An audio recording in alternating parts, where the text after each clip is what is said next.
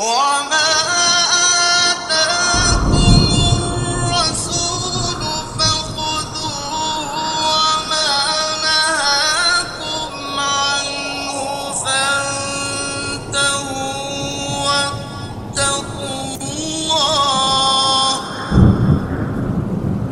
إن الله شديد العقاب. الحمد لله رب العالمين والعاقبة للمتقين والصلاة والسلام على أشرف الخلق وأكرم الرسل صلوات الله وسلامه عليه وعلى آله وأصحابه وأتباعه وإخوانه أما بعد. عزیز طلبہ، آج ہم دو اصطلاحات مشہور و معروف المعلق اور المرسل دونوں انشاءاللہ مکمل کریں گے، اور آئندہ کل المعلل المنقطع. معلق لغوی طور پر اسم مفعول ہے. علق یعلق تعلیقا، علق الشیء بالشیء، ایک چیز کو دوسری چیز کے ساتھ جوڑ دینا. نعتہ، اردو میں بھی ہم اور آپ بولتے ہیں، آپ کا اس سے ناتا رشتہ کیا ہے؟ ناتا کا معنی تعلق. نعتہ وربطہ بہ، جوڑ دینا، اس نے اس کو اس کے ساتھ جوڑ دیا اور تعلق پیدا کر دیا. وجعلہ معلقا، اور اس چیز کو اس کے ساتھ معلق کر دیا، لٹکا کے رکھ دیا. کوئی چیز اگر آپ لٹکا دیں، یہ پنکھا ہے تو چھت کے ساتھ معلق ہے، گھڑی ہے مثلا تو چھت کے ساتھ یا سقف کے ساتھ دیوار کے ساتھ معلق ہے. وسمی ھذا السند معلقا، معلق کو معلق کیوں کہا جاتا ہے؟ اس لیے کہ یہ سند کو معلق کہا جاتا ہے بسبب اتصالہ بالجہۃ العلیٰ فقط. اس حدیث کی سند جو ہے علی جہت سے متصل ہوتی ہے. بسبب اتصالہ، سند کا متصل ہونا، بالجہۃ العلیٰ، اونچی جہت سے، اونچی جہت کی طرف سے وہ معلق ہوتی ہے. اونچی جہت کون سی ہے؟ صحابی والی. وانقطاعہ من الجہۃ الدنیا، اور اس کا منقطع ہونا من جہت الدنیا، نچلی جہت سے. دنیا دنوب سے ہے، دنوب کا نا قریب، مؤلف کے قریب. جو جہت سند جہاں سے مؤلف کے قریب سند ہوتی ہے اس کو جہت دنیا کہا جاتا ہے. تو جہت دنیا دنیاوی جہت یا قریب کی جہت کی طرف سے جو مؤلف کے قریب ہونے کی وجہ سے اس کو جہت دنیا کہا گیا، تو وہاں سے انقطاع ہوتا ہے.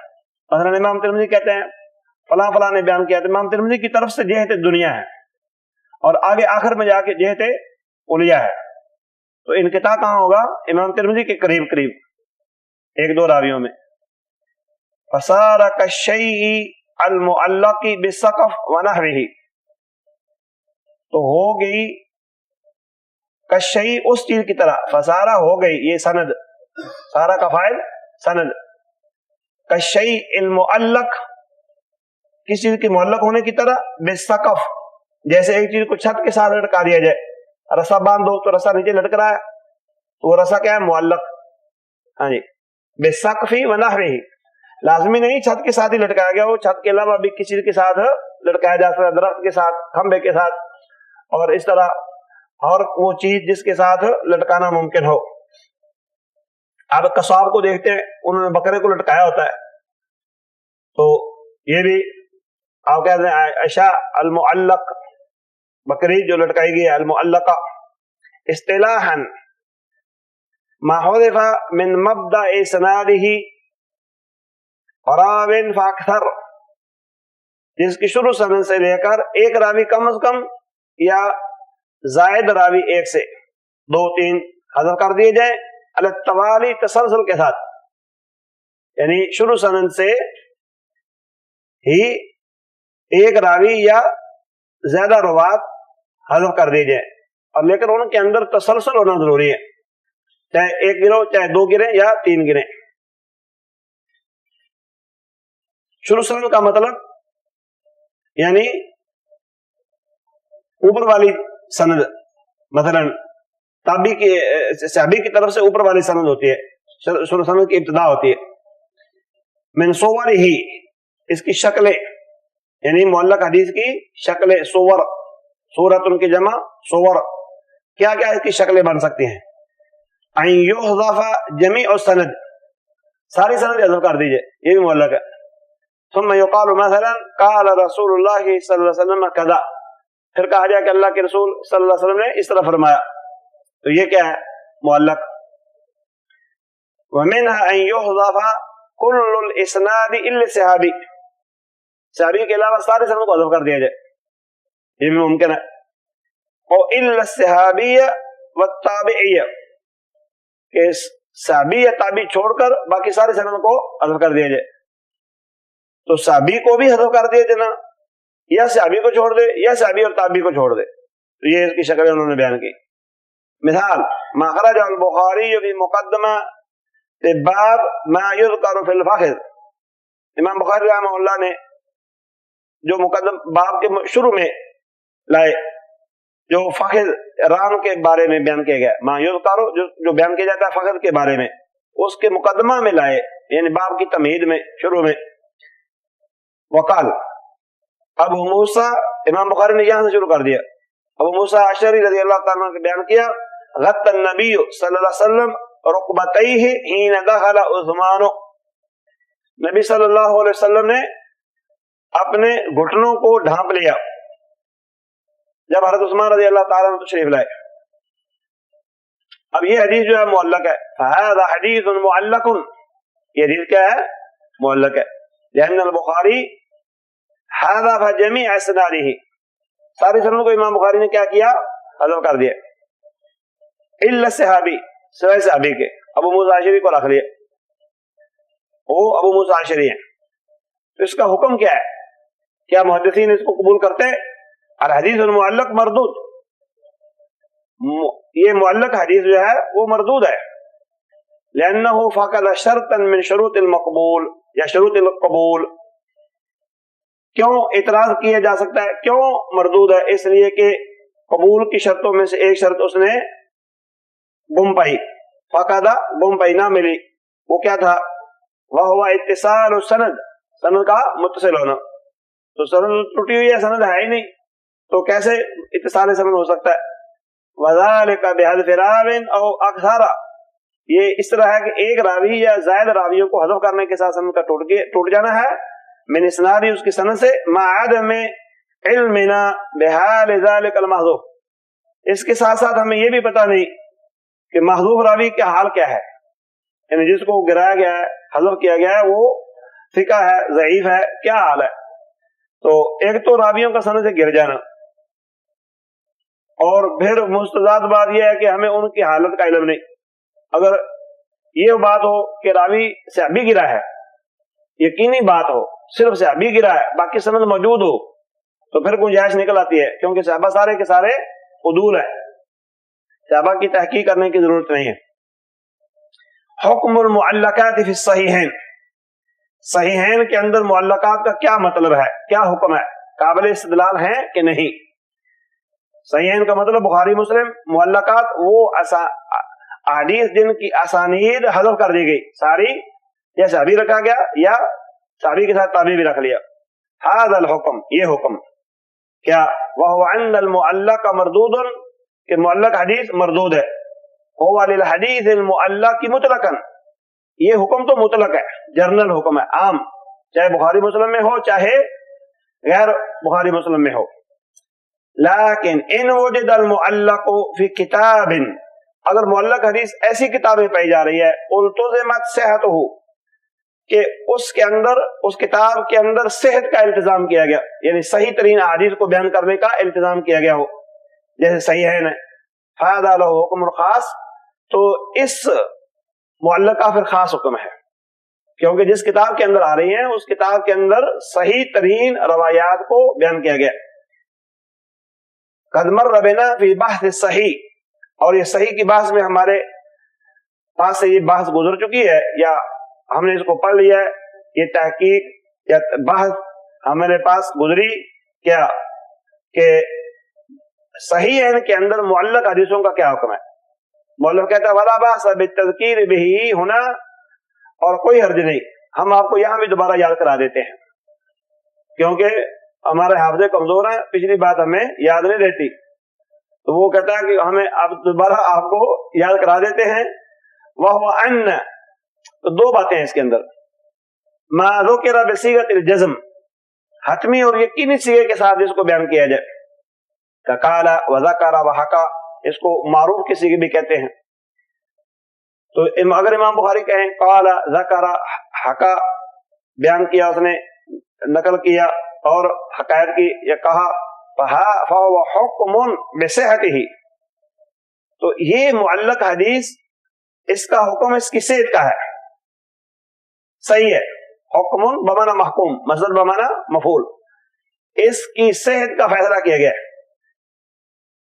عن المضاف الیہ، مضاف الیہ کا مطلب جس راوی کی طرف سے اس کی نسبت کی گئی، جس راوی کی مضاف الیہ، جس کی طرف مضاف کیا ہوتا ہے؟ جس کی نسبت کی جائے، مضاف الیہ جس کی طرف کی جائے، تو جس راوی کی طرف سے اس حدیث کو بیان کیا گیا ہے، اگر صیغہ جزم کے ساتھ یہ الفاظ آ رہے ہیں تو پھر اس حدیث کو صحیح سمجھا گیا ہے، صحیح لے گیا، حکم بصحتہ، اس حدیث کو معلق کو صحیح تسلیم کیا جائے گا، فیصلہ کیا گیا اس کی صحت کا، عن المضاف الیہ، جس کی طرف سے اس کو بیان کیا گیا ہے۔ نمبر 2، وما ذکر بصیغۃ التمریض، اور جو تمریض بیمار صیغے کے ساتھ بیان کی جائے، جیسے قیلا، ذکرا، حکیا، مجہول کے صیغے بھی ان کو بولتے ہیں، فلیس فیہ حکم بصحتہ عن المضاف الیہ، تو اس معلق حدیث میں صحت کا فیصلہ نہیں کیا گیا جس کی طرف سے اس کو بیان کیا گیا۔ کیوں؟ صیغہ تمریض ہے نا، کہا جاتا ہے، بیان کیا جاتا ہے، کس نے کہا ہے نہیں پتا، جب وہ قائل کا ہی پتا نہیں، جس کی طرف بات کی حدیث کی نسبت کی گئی ہے اس کا ہی پتا نہیں، تو کیسے فیصلہ کریں صحت کا؟ بل فیہ الصحیح والحسن والضعیف، تو اس معلق میں فیہ کا مرجع حدیث المعلق، تو اس معلق کے اندر پھر ساری روایات ہیں، صحیح بھی، حسن بھی، ضعیف بھی، لیکن لیس فیہ حدیث واحد، لیکن اس کے اندر نہایت کمزور درجے کی روایت نہیں ہوگی، لوجودہ فی الکتاب المسمى بالصحیح، اس وجہ سے کہ وہ روایت اس کتاب کے اندر ہے جس کا نام صحیح رکھا گیا، صحیح بخاری، صحیح مسلم، وطریق معرفت الصحیح من غیرہ۔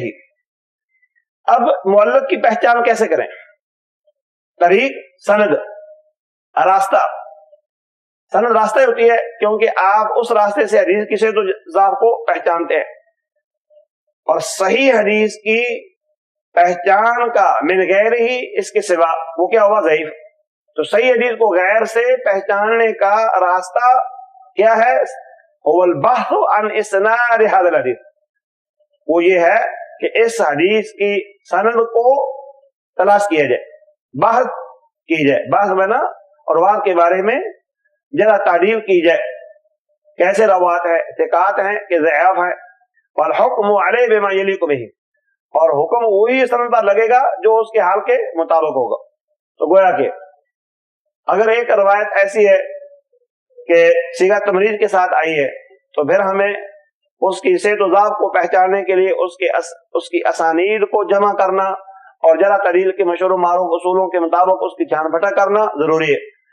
پھر جو روایت کا حال ہوگا اسی کے مطابق ہی اس حدیث کے اوپر حکم لگے گا۔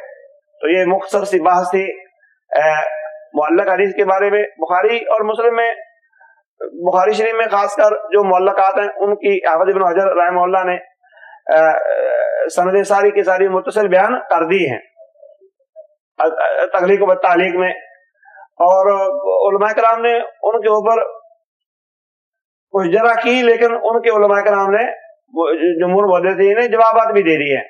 تو خلاصہ کلام یہ ہے کہ یہ جو روایات ہیں بخاری کے اندر معلق، یہ ساری کی ساری اتصالن ہے اور صحیح ہے۔ تخلیق و تعلیق میں ان کی اسانید کو معلق، جو معلق آئی تھی، متصل کر کے ان کو، یعنی سندوں کو تلاش کر کے بیان کر دیا گیا۔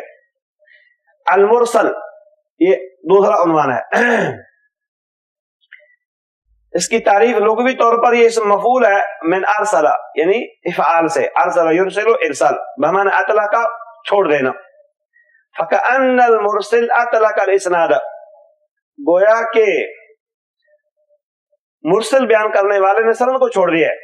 مرسل اسم فاعل ہوا نا جو ارسال کرتا ہے، ارسال کرنے والا سند کو چھوڑ دیتا ہے. وَلَمْ يُقَيِّدْهُ بِرَاوٍ مَعْرُوفٍ، اور کسی مقید راوی کے ساتھ اس کو نہیں مقید کرتا. وَلَمْ يُقَيِّدْهُ نہیں قید کرتا ہے اس کو کسی معروف راوی کے ساتھ. تو معروف راوی کے ساتھ کسی کو سند کو مقید نہیں کرتا بلکہ مطلق بیان کرتا ہے. اصطلاحاً هو ما سقط من آخر اسناده من بعد تابع. سقط کا فاعل من ہے، سقط کا فاعل من، اصل میں تھا هو ما سقط من بعد تابع من آخر اسناده. بات سمجھ آ گئی؟ وہ حدیث یا سند جس کی سند کے آخر سے تابع کے بعد کوئی راوی گر جائے، تابع کے بعد اگر راوی گر جائے تو وہ کیا ہے؟ مرسل. اس کی شکل صورتہ ان یقول التابعی، تابع کہے سواء کان صغیرا او کبیرا، چاہے تابع چھوٹا ہو یا بڑا ہو، کیونکہ چھوٹے کا کہنا اور ہے، بڑے کا کہنا اور ہے. قال رسول اللہ صلی اللہ علیہ وسلم کذا او فعل کذا او فعل بحضرته کذا، کہ اللہ کے رسول صلی اللہ علیہ وسلم نے اس طرح کیا یا اس طرح فرمایا یا اس طرح آپ کی موجودگی میں کیا گیا. وہذه صورت المرسل مرسل عند المحدثین، یہ مرسل کی شکل ہے محدثین کے ہاں. مرسل کی شکل محدثین کے ہاں کیا ہے کہ تابع کہے اللہ کے رسول صلی اللہ علیہ وسلم نے اس طرح کیا یا فرمایا یا آپ کی موجودگی میں کیا گیا. اس کی مثال مخرجہ مسلم فی صحیحہ فی کتاب البیوع، جو امام مسلم رحمہ اللہ نے اپنے صحیح کی کتاب البیوع میں بیان کیا. قال حدثني محمد بن رافع قال حدثنا حجین قال حدثنا اللیث عن عقیل عن ابن شہاب عن سعید بن المسیب ان رسول اللہ صلی اللہ علیہ وسلم نہا عن المزابنہ. کہ یہ سند بیان کرنے کے بعد سعید بن مسیب کہتے ہیں. اب سعید بن مسیب کیا ہے؟ تابعی ہیں. سعید بن مسیب کیا ہے؟ تابعی ہیں. اگرچہ کبار تابعین میں سے ہیں اور ثقات تابعین میں سے ہیں، لیکن صحابی کو دوسرے گرا دیا ہے نا. فسعید بن المسیب تابعی کبیر، بہت بڑے تابعی ہیں، محدث ہیں، ثقہ ہے. روا ھذا الحدیث عن النبی، انہوں نے اس حدیث کو نبی صلی اللہ علیہ وسلم بیان کیا بدون ان یذکر الواسطہ بینہ و بین النبی صلی اللہ علیہ وسلم، بغیر واسطہ بیان کرنے کے اپنے اور نبی کے درمیان. کیونکہ تابعی کی تو صحابی سے ملاقات نہیں، اگر تابعی ملاقات کر لے پھر تابعی نہ رہا، وہ صحابی بن گیا. صحابی کون ہے؟ من لقی النبی صلی اللہ علیہ وسلم مؤمنا به ومات علی الاسلام ولو تخللت ردۃ فی الاصح. ابن حجر نے نخبۃ الفکر میں صحابی کی تعریف ذکر کی کہ ایک وہ آدمی جو نبی صلی اللہ علیہ وسلم سے ملاقات کرے حالت ایمان میں، لقی نبی صلی اللہ علیہ وسلم مؤمنا به ومات علی الاسلام، اور اسلام پر اس کو موت آئے. ولو تخللت ردۃ فی الاصح، اگرچہ اس دوران ردت کا زمانہ بھی گزر جائے. ردت میں نا مرتد ہونا، مثلا آج اس نے ملاقات کی نبی صلی اللہ علیہ وسلم سے، شرف قبولیت بخشا اپنی ذات کو، اور آپ صلی اللہ علیہ وسلم کو صحبت سے صحابی کا اپنے آپ کو شرف بخشا، یا آپ کی صحبت سے صحابی کا اعزاز پایا، بعد میں مرتد ہو گیا والعیاذ باللہ، پھر اسلام قبول کر لیا آپ کی وفات کے بعد یا آپ کی زندگی میں، لیکن ملاقات نہیں ہوئی، ملاقات نہیں ہوئی. تو پہلی ملاقات کافی ہے، پہلی ملاقات کافی ہے، کیونکہ جب اس نے پہلی دفعہ اسلام قبول کیا تھا تو صحابی کے شرف سے وہ متصف ہو گیا تھا، اگرچہ بعد میں اس نے ارتداد کر لیا لیکن پھر دوبارہ مسلمان ہو گیا. ہاں جی. تو امام سعید بن مسیب رحمہ اللہ نے اپنے اور نبی کے درمیان واسطہ ذکر نہیں کیا. فقد اسقط من اسناد هذا الحديث آخرہ وهو من بعد التابع، وہ تابعی کے بعد ہے، اپنی ذات سعید بن مسیب کے بعد جو صحابی تھا وہ گرا دیا. وقل هذا السقط ان يكون كسقط الصحابي، कम अज कम ये सकत जो रावी का गिरना है ना वो ये है कि सहाबी गिरा हुआ हो। वयुहतमल अन यकून कद सकत माअहु गैरुहु कताबी मसलन, ये भी इम्कान है कि सहाबी के साथ ताबी भी गिरा हुआ हो। तो कम अज कम मुरसल में सहाबी गिरता है और ज्यादा से ज्यादा सहाबी के साथ ताबी भी गिर सकता है। अल मुरसल इंदल फुक़हा व रसूलिय्यीन, फुक़हा रसूलियों के नजदीक मुरसल क्या चीज है? मा ज़करतुहु मिन सूरतिल मुरसल हुवल मुरसल इंदल मुहद्दिसीन, जो शक्ल बयान की है कि ताबी कहे नबी सल्लल्लाहु अलैहि वसल्लम ने इस तरह किया या आपने कहा या आपकी मौजूदगी में किया गया, ये सारी शक्लें सिर्फ मुहद्दिसीन के यहाँ, उसूलियों के यहाँ और फुक़हा के यहाँ फ़अम्मु मिन ज़ालिक, इससे भी ज्यादा आम है। अम्मल मुरसल इंदल फुक़हा व रसूलिय्यीन फ़अम्मु मिन ज़ालिक फ़इंदहुम अन्न कुल्ल मुनक़तिइन मुरसलुन, हर मुनक़ति क्या है? मुरसल है।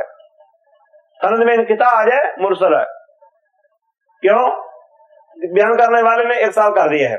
अला अय्य वजह काना इनक़िता हो, जिस एतबार से भी उसका इनक़िता हो, शुरू सनद से, दरमियान से, आखिर से, बस सनद के अंदर इनक़िता हो तो वो मुरसल हो गई फुक़हा और रसूलियों के नज़दीक। वहादा मज़हबुल खतीब ऐज़न, के खतीब बगदादी मशहूर जो है मुहद्दिस, उनका भी यही मौक़िफ़ है।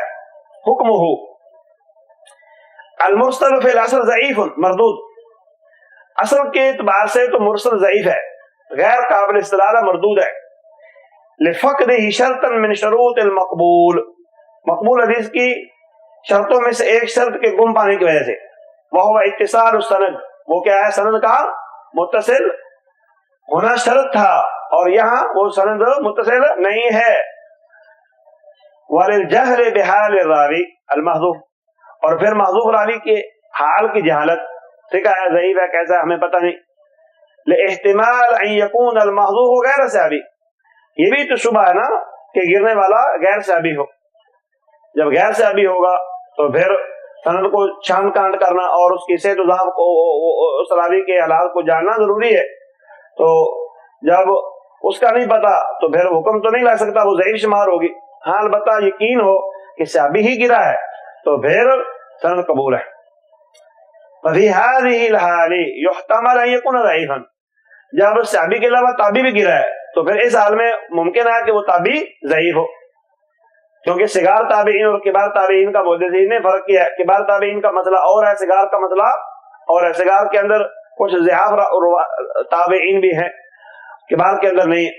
लाकिन्नल उलमा मिनल मुहद्दिसीन व गैरिहिम इख्तलफू फी हुक्मिल मुरसल वल इहतिजाज बिही, मुअल्लिफ ने पहले राजे मसलक बयान कर दिया है कि मुरसल क्या है, ज़ईफ़ है, फिर आगे इख्तिलाफ उलमा का नकल करना शुरू कर दिया। ये सारा इख्तिलाफ कल मादूम है, राजे मसलक पहले शुरू में आ गया। वो क्या है? मुरसल ज़ईफ़ है। सहाबी के अलावा जो ताबी गिरा है, जब तक उसकी इत्तिसाल सनद ना हो जाए, वो रावी ना मिल जाए, फिर वो सिका ना हो, हदीस क्या रहेगी? ज़ईफ़ रहेगी। ये खुलासा है। फिर इख्तिलाफ जिक्र करना शुरू कर दिया है। इख्तिलाफ चूंकि मतन के अंदर शामिल है, निसाब में हम इसको पढ़ लेते हैं। बाकी राजे मसलक ये जो आ रहा है ये नहीं है। ऊपर वाला हुक्म किताब जो उसने बयान कर दिया कि ज़ईफ़ मरदूद है लिफ़क़दिही शर्त मिन शुरूतिल मक़बूल। बस अगर आपसे इम्तिहान में पूछा जाए बताओ भी कि मुरसल ज़ईफ़ है कि सही और क्यों, आप कहें ज़ईफ़ है, उसकी वजह यह है इत्तिसाल सनद की मारूफ शर्त नहीं है। सनद का मुत्तसिल होना ये शर्त है, वो नहीं है। ताबी गिरा है, अब ताबी का पता नहीं वो ताबी सही है कि ज़ईफ़ है, उसकी जहालत रफा नहीं हो रही। तो इख्तिलाफ क्या किया मुरसल हदीस के अंदर और उससे इहतिजाज करने में? लिअन्न हाज़ा नौ मिनल इनक़िता यख्तलिफ़ु अन अय्यि इनक़िताइन आख़र फ़ी सनद, इसलिए कि ये इनक़िता जो है सनद के ताबी का गिरना, ये बाकी हदीस के इनक़िता से मुख्तलिफ है। क्योंकि बाकी में तो मुहद्दिस की तरफ से भी सनद में कोई रावी गिर सकता है, लेकिन ये गिरा है ताबी। ताबी का हाल दूसरों से तो मुख्तलिफ है ना। लिअन्न साकिता मिन गालिबन मा यकूनु सहाबी, इसलिए कि गालिब अहवाल में वो गिरने वाला सहाबी भी हो सकता है, बल्कि होता ही सहाबी है।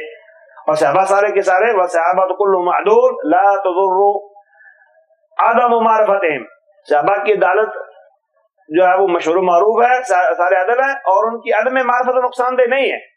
बस ये ही पता और यकीनी हो बात कि गिरने वाला सहाबी है तो फिर तो रुवायत काबिल इस्तिदलाल है सबके नजदीक।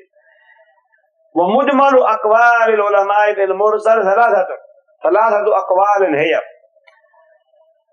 جو علماء کے مرسل حدیث کے بارے میں اقوال ہیں ان کا خلاصہ یہ ہے کہ وہ تین ہے. نمبر ایک ضعیف مردود، یہ پہلا قول ہے اور یہی راجح قول ہے. عند جمہور المحدثین، جمہور یعنی اکثر کے محدثین کے وکثیر من اصحاب الاصول والفقہاء، لو جی اکثر اصولی اور فقہا بھی محدثین کے ساتھ ہیں. وحجت ہؤلاء، ان لوگوں کی دلیل جنہوں نے کہا کہ مرسل ضعیف ہے، حجت ہؤلاء هو الجہر بحال راوی، راوی کی حال کی کیا ہے؟ جہالت، یعنی راوی کو پتہ نہیں چل رہا راوی ضعیف ہے کہ صحیح ہے. المحذوف، جس کو گرا گیا احتمال ان یکون غیر صحابی، اس احتمال یا شبہ کی وجہ سے کہ ہو سکتا ہے گرنے والا راوی صحابی کے علاوہ ہو. صحیح یحتج بہ، ایک اور یہ بھی ہے کہ مرسل کیا ہے؟ قابل استدلال ہے اور صحیح ہے. عند ائمۃ ثلاثہ، ابو حنیفہ و مالک و احمد المشہور عنہ، امام احمد سے مشہور قول یہی ہے. وطائفۃ من العلماء، عند الائمہ پر وقف کرو تو وطائفۃ من العلماء بشرط، اور علماء کی ایک جماعت اس شرط کے ساتھ ان یکون المرسل ثقۃ ولا یرسل الا عن ثقۃ، ارسال کرنے والا خود ثقہ ہو. ارسال جو کرتا ہے نا، جو صحابی کو گراتا ہے، جو تابعی کو گراتا ہے، وہ کیا ہو؟ خود ثقہ ہو، اور جس کو گرا رہا ہے وہ بھی کیا ہو؟ ثقہ ہو. لو جی دونوں ثقہ ہو، ارسال کرنے والا بھی، مرسل بھی، مرسل بھی. مرسل سکت کرنے والا، مرسل جس کو گرا گیا، دونوں ثقہ ہو تو پھر قابل استدلال ہے. وحجتہم، ان کی دلیل یہ ہے ان التابعی الثقۃ لا يستحل ان يقول قال رسول اللہ صلی اللہ علیہ وسلم الا اذا سمع من ثقۃ، کہ جو ثقہ تابعی ہے اس کے لیے یہ حلال نہیں ہے کہ وہ کہے اللہ کے رسول صلی اللہ علیہ وسلم نے یہ فرمایا، مگر اس نے جب یہ ثقہ سے بات سنی ہے. تو بات عقلی بات تو صحیح ہے، کیونکہ ثقہ تابعی تو اپنے لیے جائز نہیں سمجھتا. وہ ثقہ تابعی کیسا ہے؟ جو ضعیف راوی سے بیان کر دے. تو یہ بات عقلی اعتبار صحیح ہے، لیکن یہ ثابت ہو جائے نا تو پھر واقعی ٹھیک ہے کہ جو مرسل ہے وہ بھی ثقہ ہے اور جس کو اس نے گرایا وہ بھی ثقہ ہے. یہی تو ہم کہہ رہے ہیں کہ جب وہ ارسال کرنے والا جو ہے وہ پتہ چل جائے کہ تابعی کبیر ہے اور جس کو اس نے گرایا ہے وہ بھی تابعی کبیر ہے، وہ مشہور ثقہ ہے، ہاں جی، تو پھر کام بن جائے گا، قابل استدلال ہے. قبولہ بشروط، تیسرا اور آخری قول یہ ہے شرطوں کے ساتھ قبول کیا جائے گا مرسل کو. ایصح بشروط، یہ مرسل صحیح ہوگی. وہذا عند الشافعی وبعض اہل العلم، یہ موقع امام شافعی اور بعض اہل علم کا ہے. وهذه الشروط اربعۃ، یہ چار شرطیں.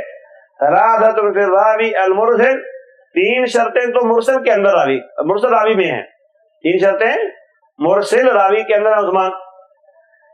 وواحد فی الحدیث المرسل، ہاں بھائی، اور ایک شرط مرسل حدیث کے اندر بارے میں. وإلیک هذه الشروط، اور تو ان ساری شرطوں کو لازم پکڑ سمجھ. نمبر ایک ان یکون المرسل من کبار التابعین، ارسال کرنے والا کبار تابعین میں سے ہو، صغار سے نہ ہو، یعنی ثقات میں سے ہو. وَإِذَا سَمَّ مَنْ أَرْسَلَ عَنْهُ سَمَّ ثِقَةً، اور جب وہ نام لے جس کا اس نے ارسال کیا ہے تو ثقہ کا نام لے. کیا مطلب؟ اس کا مطلب یہ ہے کہ وہ ثقہ کے علاوہ کسی سے ارسال نہ کرے، ثقہ کے علاوہ کسی سے ارسال نہ کرے. وَإِذَا شَارَكَهُ الْحُفَاظُ الْمَأْمُونُونَ لَمْ يُخَالِفُوا، اگر اس مرسل کے ساتھ کوئی اور راوی بیان کرنے میں شریک ہو جائے تو وہ بھی اس کی مخالفت نہ کریں. جیسے اس نے بیان کیا ویسے ہی وہ دیگر حفاظ، متقنون، مأمونون، امین کی جمع مأمونون، وہ بیان کریں، گویا کہ موافقت کریں، اس کی مرسل کی کیا کریں؟ موافقت کریں. جب موافقت کریں گے تو پھر وہ ظاہر بات ہے ایک دوسرے کو تقویت دے گی، سند ایک سند دوسرے کو تقویت دے گی. چوتھی شرط وَإِذَا أَن يَنْضَمَّ إِلَى هَذِهِ الشُّرُوطِ الثَّلَاثَةِ وَاحِدٌ مِّمَّا يَلِي، اور ان شرطوں کے ساتھ ایک شرط اور بھی ہے وہ جو مل جائے، وہ کیا ہے؟ ان ينضم الى هذه الشروط ثلاثه واحد، ملا دیا جائے ان 3 شرطوں کے ساتھ ایک اور شرط کو جو نیچے آ رہی ہے، وہ کیا ہے؟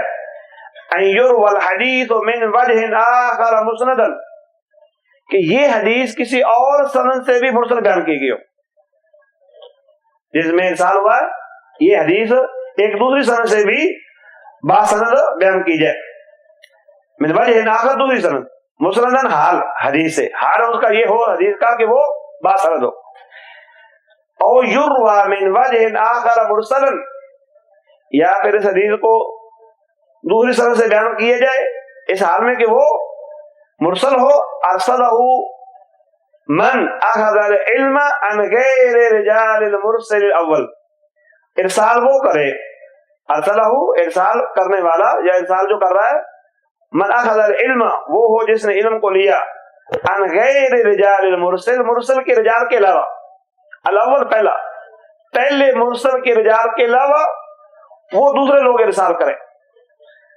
اور حدیث کو ایک دوسری سند کے ساتھ مرسل طور پر بیان کر دیا جائے۔ تیسری شرط ان تینوں میں سے یعنی یہ 4 شرطوں میں سے کوئی اور اس کے ساتھ ملا دی جائے، اور یوافق قول صحابی، یہ مرسل روایت صحابی کے قول کے مطابق ہو، سمجھا دیجیے یہ مرسل روایت کیا ہو؟ صحابی کے قول کے مطابق ہو، یہ صحابی کے قول کے مطابق ہوئی پھر بھی صحیح ہے، جب دیگر روات متقنون اس کو بیان کریں تو وہ بھی اس کے موافق بیان کریں مرسل کے، تو یہ پھر بھی صحیح ہے، یا پھر جنہوں نے ارسال کیا ہے وہ پہلے مرسل آدمی کی طرح ہی بیان کریں پھر بھی ٹھیک ہے، تو گویا کہ موافقت بھی ہو رہی ہے ہر اعتبار سے، یفتی بمقتضاہ اکثر اہل العلم، یفتی کا فاعل اکثر اہل علم اس کے مطابق فتوا دیں، اکثر اہل علم اس کے مطابق فتوا دیں مرسل کے، تو پھر بھی کام بن گیا۔ فَإِذَا تَحَقَّقَتْ هَذِهِ الشُّرُوطُ تَبَيَّنَ صِحَّةُ مَخْرَجِ الْمُرْسَلِ وَمَا عَضَدَهُ، ہاں جی، فَإِذَا تَحَقَّقَتْ هَذِهِ الشُّرُوطُ، جب یہ شرطیں پائی جائیں جو اوپر بیان ہوئی، تبین واضح ہو گیا، کیا واضح ہوا؟ صحت و مخرج کا صحیح ہونا، کس کے مخرج کا صحیح ہونا؟ المرسل، مرسل حدیث کے مخرج کا صحیح ہونا، مرسل حدیث جان سے لی گئی ہے وہ مصدر کیا ہے؟ صحیح ہے، کب؟ جب اوپر والی شرطیں ساری پائی جائیں، وما عددہ، اور جس حدیث نے اس مرسل کی تقویت دی تھی اس کے اندر بھی صحت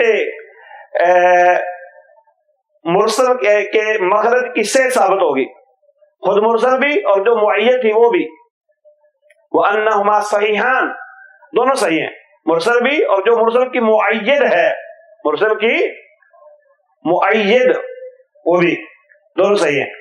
لو عارضہما صحیح بالفرض، اگر کوئی صحیح روایت ان دونوں سے ٹکرا جائے، کسے؟ مرسل سے اور جو مرسل کے ہمانہ ہے، مرسل سے اور جو مرسل کے ہمانہ ہے، اگر کوئی ٹکرا جائے من طریق واحد، کچھ ہی سند سے، رجحناہما، ہم ان دونوں کو مرسل اور جو آزادہ ہوا ہے جس نے اس کو تقویت دی ان دونوں کو صحیح قرار دیں گے، رجحناہما، ہم ان دونوں کو مرسل کو اور جو مرسل کے ہمانہ تھی اس کو کیا کریں گے؟ راجح قرار دیں گے، علیہ، اس پر جو ٹکرا رہی ہے، بتعدد الطرق، با سببیہ، کئی اسناد کی وجہ سے،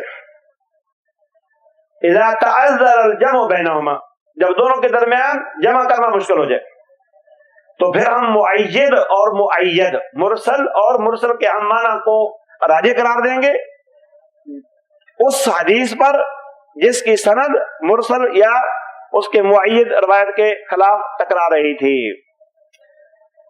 آخری سے پہلا پوائنٹ، مرسل الصحابی، اس کا کیا مطلب ہے؟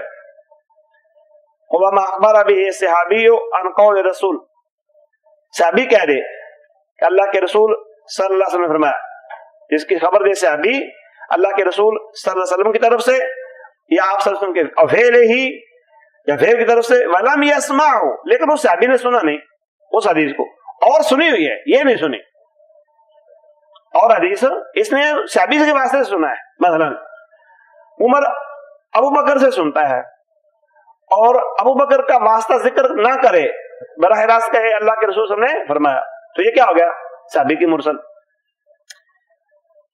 ولم یسمعہ او یشاہدہ، نہ اس نے سنا ہو براہ راست نبی صلی اللہ علیہ وسلم سے اور نہ دیکھا ہو. یشاہد ہے نا لفظ، اما لصغر سنہ، یا تو صحابی کی عمر چھوٹی ہے اس وجہ سے، اور تاخر اسلام ہو، یا اس کا اسلام لیٹ ہو گیا، اور غیاب ہو یا غیر حاضر ہونا نبی صلی اللہ علیہ وسلم سے. ومن هذا النوع احادیث کثیرہ، اس قسم کی بہت ساری حدیث ہے. لصغار صحابہ، صحابہ کے چھوٹا پن ہونے کی وجہ سے، ابن عباس و ابن زبیر وغیرہ میں، یعنی جیسے عبداللہ ابن عباس ہے اور عبداللہ ابن زبیر اور ان کے علاوہ ہیں، وہ نبی صلی اللہ علیہ وسلم کی طرف منسوب کر کے حدیث بیان کر دیتے ہیں. براہ راست انہوں نے خود سنی نہیں ہوتی، اس کی وجوہات انہوں نے بیان کی کہ کیوں نہیں سنی، چھوٹا ہے، غیر حاضر رہے، یا وہ ان کا سلام لیٹ ہو گیا، اس طرح. تو اس کا کیا حکم ہے؟ حکم مرسل صحابی، صحابی کا جو مرسل روایت ہے اس کا حکم کیا ہے؟ الصحیح المشہور الذی قطع به الجمہور انہ صحیح محتج به، صحیح بات جو مشہور ہے جس کا جمہور نے فیصلہ کیا ہے وہ یہ ہے کہ یہ مرسل صحابی قابل استدلال ہے. لأن روایت صحابت، کیونکہ صحابہ کا بیان کرنا تابعین سے نادر، بہت کم ہے. مرسل صحابی یہ بھی ہے کہ صحابی صحابی سے بیان کر دے، مرسل صحابی یہ بھی صحابی تابعی سے بیان کر دے. وَإِذَا رَوَوْا عَنْهُمْ بَيَّنُوهَا، اور جب صحابہ تابعین سے بیان کرتے ہیں تو ان کا نام لیتے ہیں، ان کو متعین کرتے ہیں، واضح کرتے ہیں. فَإِذَا لَمْ يُبَيِّنُوا، اگر متعین نہ کریں صحابہ تابعین کو یا صحابہ کو متعین نہ کریں، وقالوا، اور کہہ دیں قال رسول اللہ صلی اللہ علیہ وسلم، اللہ کے رسول صلی اللہ علیہ وسلم نے فرمایا، فَالْأَصْلُ أَنَّهُمْ سَمِعُوهَا، اصل یہ ہے کہ اس روایت کو انہوں نے سنا ہے. کیسے؟ من صحابی آخر، دوسرے صحابی سے. وحذف الصحابی لا يضر، اور صحابی کا حذف کرنا نقصان دہ نہیں ہے. بس تابعی کے وقت اشکال ہے تھوڑا سا، اگر صحابی تابعی سے بیان کرے تو تابعی اگر فقہ ہے، ناممکن بات ہے صحابی غیر فقہ تابعی سے بیان کر جائے. لہذا صحابی کی جو مرسل ہے، اور صحابی کی مرسل ہے ہی تقریباً وہ جس میں صحابی سے ارسال کرے، صحابی کو نہ بیان کرے. تو صحابہ کے سارے عدول ہیں، اس لیے کہ وہ ناممکن بات ہے کہ ایک بات نبی صلی اللہ علیہ وسلم کی طرف منسوب کر دیں اور انہوں نے صحابی سے نہ سنی ہو. وکیل ان مرسل صحابی کا مرسل غیر بالحکم، ایک اور یہ بھی ہے کہ صحابی کی مرسل جو ہے وہ بھی غیر صحابی کی طرح ہی ہے فیصلہ کرنے میں، استدلال کیا جائے گا کہ نہیں کیا جائے گا. جیسے تابعی کی مرسل ہے ویسے صحابی کی مرسل ہے. تابعی کی مرسل کی چھان پھٹک ہے، تحقیق تصدیق ہے، جرح تعدیل ہے، فقہ اضاف کو تلاش کرنا ہے. صحابی کی مرسل کو بھی ایسے کیا گیا ہے، اس کے ساتھ بھی یہی حکم ہے. وہذا القول ضعیف مردود، اور یہ قول مردود اور ضعیف ہے.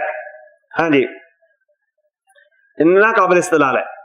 اس میں مشہور تصنیفات جو ہیں، امام ابو داؤد کی مراسیل، وہاں آپ کو مرسل روایتیں ملیں گی، اور ابن ابی حاتم کی مراسیل، اور آخری جامع التحصیل احکام المراسیل العلائی کی، یہ 3 کتابیں اور بھی مل سکتی ہیں.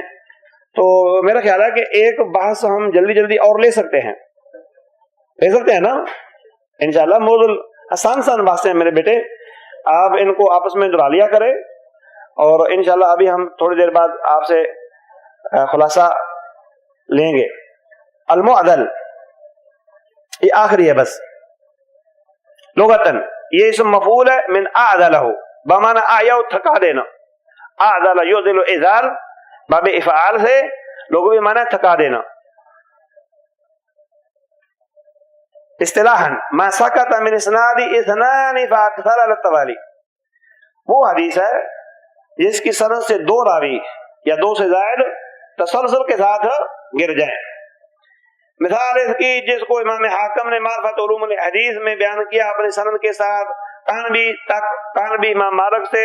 مالک کہتے ہیں ان کو یہ بات پہنچی ہے کہ وہ ہریرہ بیان کرتے ہیں اللہ کے رسول صلی اللہ علیہ وسلم نے فرمایا للمملوک طعامہ و کسوتہ بالمعروف، غلام کے لیے اس کا کھانا اور اس کا لباس عرف کے مطابق.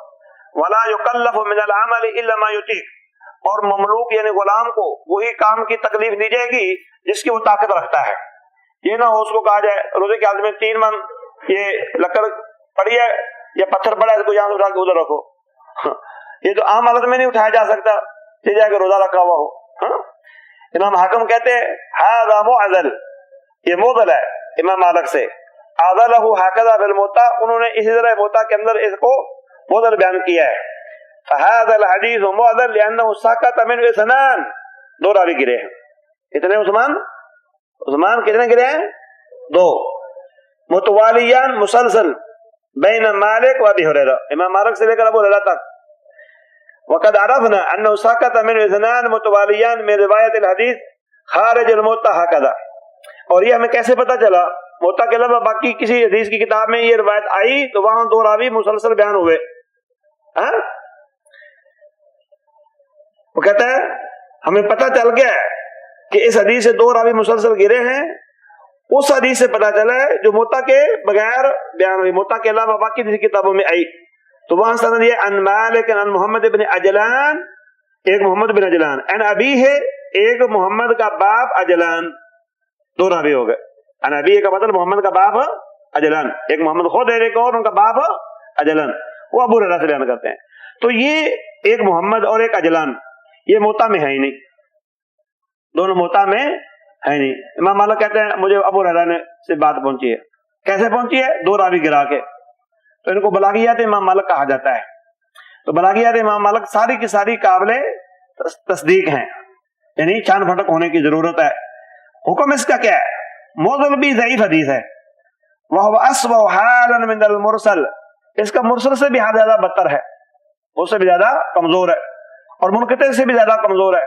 لِكَثْرَةِ الْمَحْذُوفِينَ مِنَ الْإِسْنَادِ، اس لیے کہ اس کے محذوفین جو ہیں اسناد سے وہ زیادہ ہیں، یعنی جن کو گرا گیا ہے یا محذوف کیے گئے ہیں وہ روات مرسل کی نسبت سے تو ایک تابعی گم ہوتا ہے یا ایک صحابی ہوتا ہے، یا ایک صحابی اور ایک تابعی ہوگا بس.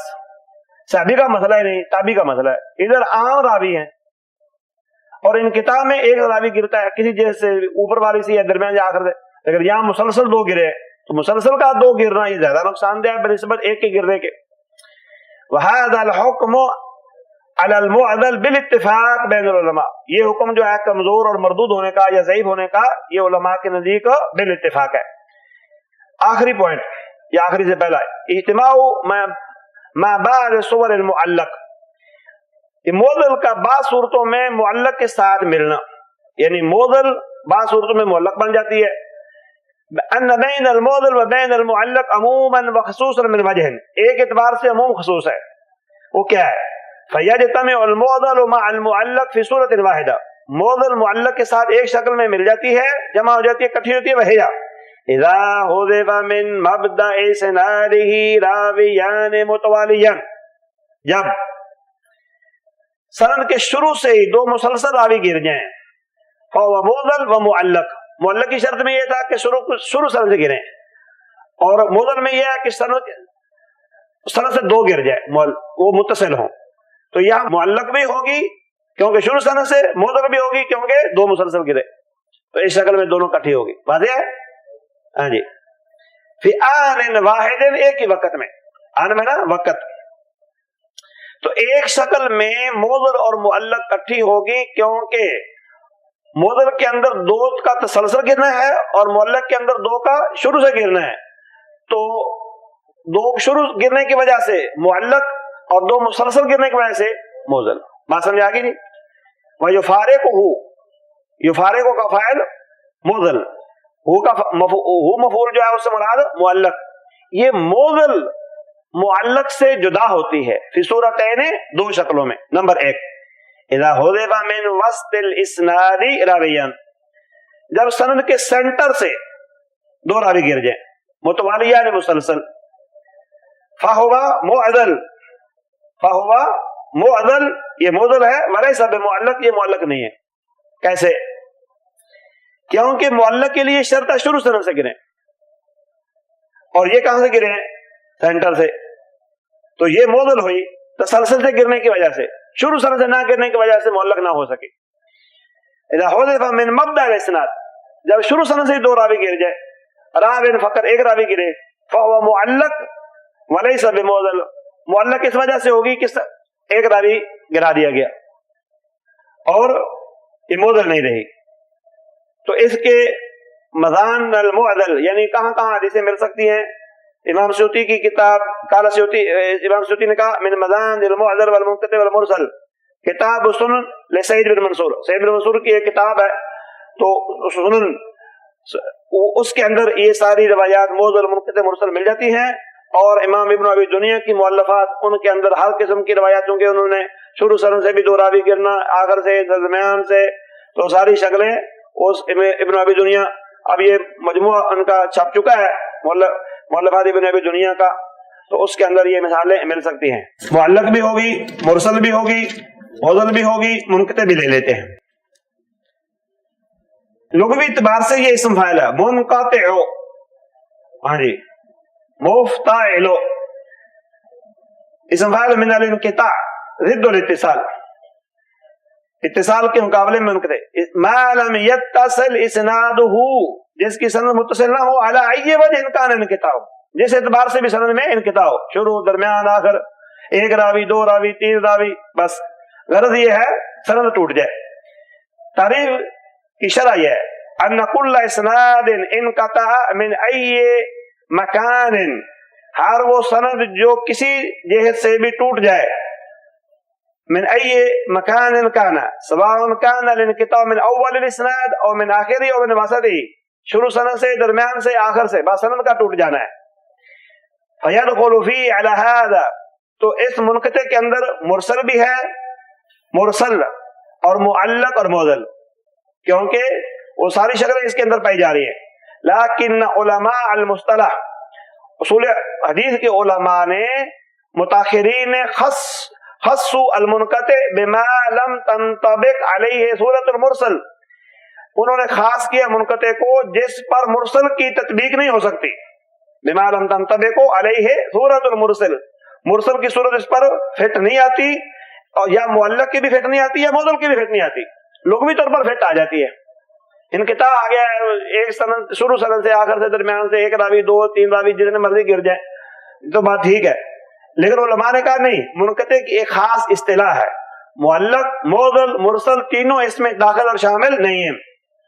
وَكَذَلِكَ كَانَ اسْتِعْمَالُ الْمُتَقَدِّمِينَ فِي الْغَالِبِ، اور یہی استعمال متقدمین کا اکثر بیشتر تھا کہ وہ منقطع کو خاص لیتے تھے اور معضل، مرسل کو اور معلق کو الگ لیتے تھے.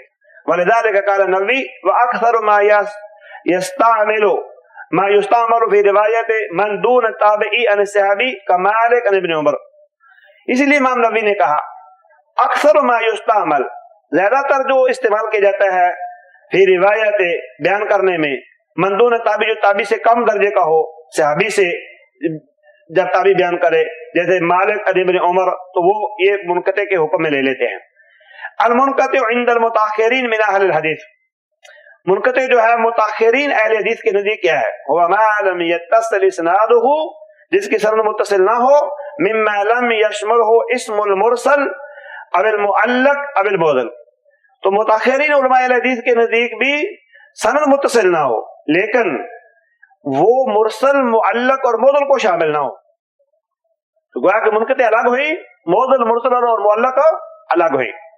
فکان المنقطع اسم عام، گویا کہ منقطع ایک عام جرنل نام ہے.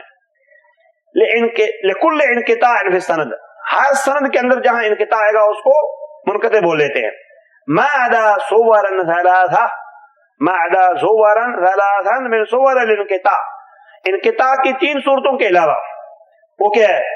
حذف اول الاسناد، یہ نہ ہو، او حذف آخر ہی، آخر سند سے انقطاع نہ ہو، او حذف اثنین متوالیین، دو سے نہ ہو. تو گویا کہ معلق، مرسل اور معضل کو تینوں کو اس نے نکال دیا. او حذف اثنان متوالیین من ای مکان کانا، یہ دو راوی جس جہت سے بھی شروع یا درمیان یا آخر سے گر جائیں ان کو بھی نکال دیا جائے. وهذا هو الذي مشى عليه الحافظ ابن حجر في النخبہ وشرحها، یہی طریقہ ہے جس پر ابن حجر نے نخبۃ الفکر میں بیان کیا، اس پر چلے اور اس کی شرح کرتے ہوئے نخبہ کی. ثم انه قد يكون الانقطاع في مكان واحد من الاسناد، پھر یہ بھی ہو سکتا ہے کہ انقطاع سند میں سے کسی ایک جگہ ہو، وقد یکون فی اکثر، اور بعض دفعہ منقطع کے اندر ایک سے زائد جگہ انقطاع ہو جاتا ہے، فی اکثر من مکان واحد، ایک جگہ سے زائد میں انقطاع ہو سکتا ہے، کہیں یکون الانقطاع فی مکانین، ہو سکتا ہے کہ دو جگہوں میں انقطاع آ جائے، یا تین جگہ ہو، ثلاثہ مثلا، مثال ہو مرواه عبد الرزاق عن ثوری عن ابی اسحاق عن زید بن یوسف عن حذیفہ مرفوعا ان ولیتموها ابا بکر فقوی امین، اگر اس خلافت کی ذمہ داری تو ابو بکر کو دے دو، اس پر ابو بکر کو متعین کر دو، ابو بکر نہایت قوی اور امین ذمہ دار، مضبوط اور امین ہے۔ فسکت من هذا الاسناد رجل من وسطه، یہ ایسی سند ہے اس کے درمیان سے بھی ایک راوی گرا ہے اور وہ شریک ہے، ساکاتا من بین ثوری و ابی اسحاق، ثوری اور ابو اسحاق کے درمیان سے گرا، اذ ان ثوری لم يسمع الحدیث من ابی اسحاق مباشرۃ، اس لیے کہ ثوری نے براہ راست ابو اسحاق سے حدیث کو نہیں سنا، مباشرہ میں نا براہ راست، وانما سمعه من شریک، ثوری نے اس کو شریک کے واسطے سنا تھا اور شریک نے سنا تھا ابو اسحاق سے، فهذا الانقطاع لا ينطبق عليه اسم المرسل، یہ ایسا انقطاع ہے اس پر مرسل کا انطباق نہیں ہوتا، کیونکہ مرسل میں شروع سند سے راوی گرتا ہے، یعنی صحابی یا تابعی، ولا المعلق، اور معلق کا بھی انتباہ نہیں ہوتا کیونکہ اس میں دو راوی کا مسلسل گرنا ہے، ولا المعضل، اور نہ معضل کا، فهو منقطع، لہذا یہ کیا ہوگی؟ منقطع ہوگی، کیونکہ معلق کے اندر دو راویوں کا تسلسل ہوتا ہے گرنا اور اس میں تسلسل نہیں ہے، تو گویا کہ یہ ایک خاص انقطاع ہے، اس اعتبار سے مرسل معلق اور معضل کو الگ سمجھیں گے اور منقطع کو الگ سمجھیں گے، اگر یہ لغوی طور پر انقطاع آنے کی وجہ سے وہ سب کو اپنے اندر یہ جمع کر لیتی ہے۔ اس کا حکم ضعیف بالاتفاق بین العلماء وذلك للجهل بهذا الراوی المحذوف، تمام علماء کے نزدیک یہ ضعیف ہے اس لیے کہ راوی کے حال کی جہالت ہے، اس کا پتہ نہیں سکا ہے یا ضعیف ہے۔ اللہ تعالیٰ سے دعا ہے کہ یہ چاروں جو آج شکل یا اصول حدیث کی بحث سے منقطع، معضل اور مرسل اور معلق جو ہم نے پڑھی ہیں، ان کو سمجھ کر اور حفظ کر کے مذاکرہ مدارسہ کر کے ان کے مطابق عمل کرنے کی توفیق عطا فرمائے، واللہ تعالی عالم، وما توفیق الا باللہ، وآخر دعوانا ان الحمد للہ رب العالمین۔ مولاي صل وسلم دائما ابدا على حبيبك خير الخلق كلهم، مولاي صل وسلم